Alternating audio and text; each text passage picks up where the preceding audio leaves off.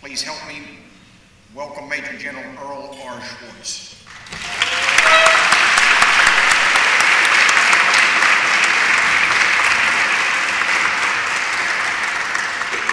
Good afternoon.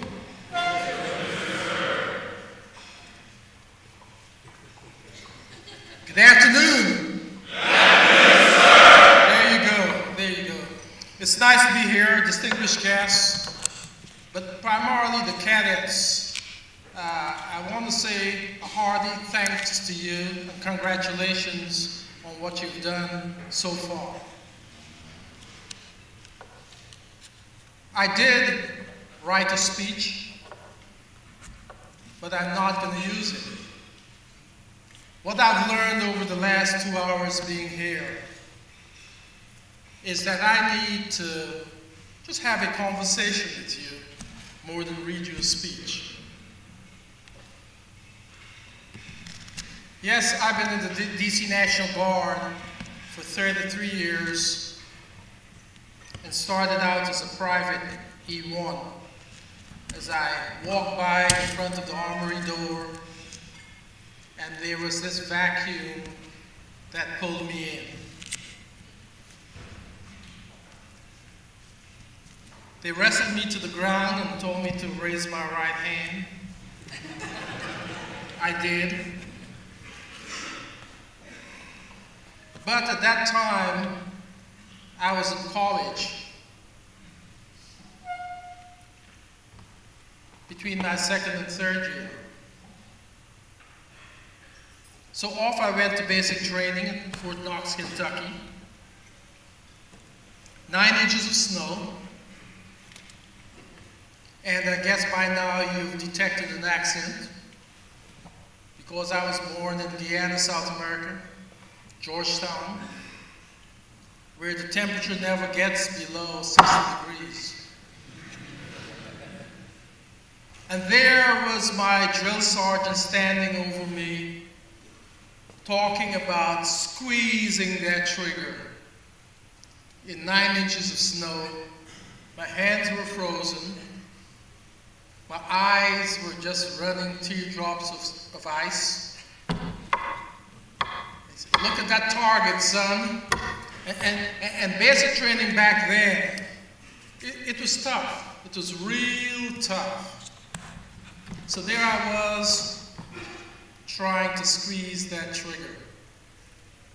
I don't know how many of you have gone to Fort Knox, Kentucky. How many of you know about Fort Knox, Kentucky? And you remember those 3 hills, Heartbreak? I know them well. So if you didn't do the right thing, you had a close encounter with those 3 hills. And I was a personal friend of those 3 hills. Now you have to understand, I was a 26-year-old private. I got a late start. I came from South America late, and I started to carve my way through the system.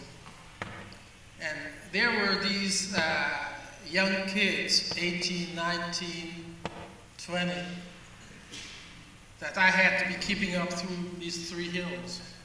So it was a real challenge for me back then. And I'm going to tell you the story of my life as a backdrop, because I would use that backdrop to give you some guidance as you start off your military career as a lieutenant. So once I was done, I wanted to do communications. Yeah, I love communications. I was working on my degree in electrical engineering. So I signed up for my communication MOS. And I sat there at Fort Knox, Kentucky, because coming from Guyana, my clearance wasn't there as yet. I had a clearance delay. Okay, son, at 7 o'clock report to the mess hall. And I peeled so many potatoes. I picked up so much trash around the buildings, all by myself, because all of my buddies are now off to AIT. But I said, I'll take the next available MOS. They said, okay, it's military police. I'll take that, I'll do that. So off to McClellan I went and did my basic, it used to be 95B, now it's 31 Echo. So I did that, stood on my white circle in the middle of the street with my whistle and white gloves and white hat, and did my thing for several months. Back to Washington I went. And I decided, okay, after a couple of years of being back in Washington, being in platoons and squads, I said, I want to be an officer. So off I went and did my officer thing, and graduated 13 months later and went to my first platoon. You know, my shiny gold bar, you know.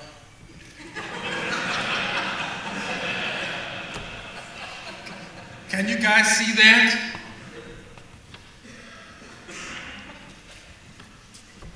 And there was this old gray-haired E7 that says, son, let me teach you the ropes. Sit down. Put me to sit down. Yes, sir. Don't call me sir. What should I call you?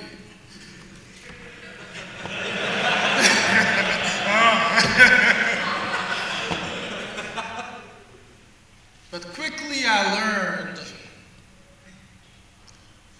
that the most knowledgeable person in that group was not this kid. It was that senior NCO. Also, I had some warrant officers who are also the subject matter experts. But quickly I learned that I was not, that the gold bar was just as strong as the one stripe that I had a few years earlier. And developing the mutual respect for that person was paramount to my success. So, advice number one, when you're commissioned, do not use the power of your gold bar, but use the knowledge that you have gained to develop a relationship with that senior enlisted person that is there, that's really in charge of the group. So, off I went. Where do you want to go, son? What branch do you want to be? I said, well, I lived in Washington, D.C., so I raised up a little bit, did the 360, and I saw Aberdeen. I said, okay, what happens at Aberdeen? Oh, there's the ordnance school. That's what I want to be. So off to ordnance school I went at Aberdeen. It gave me the opportunity to not drop out of college. What I did instead was to sign up for evening courses and become a road runner between Aberdeen and Washington, just 60 miles south of Aberdeen. So I wanted to continue my dream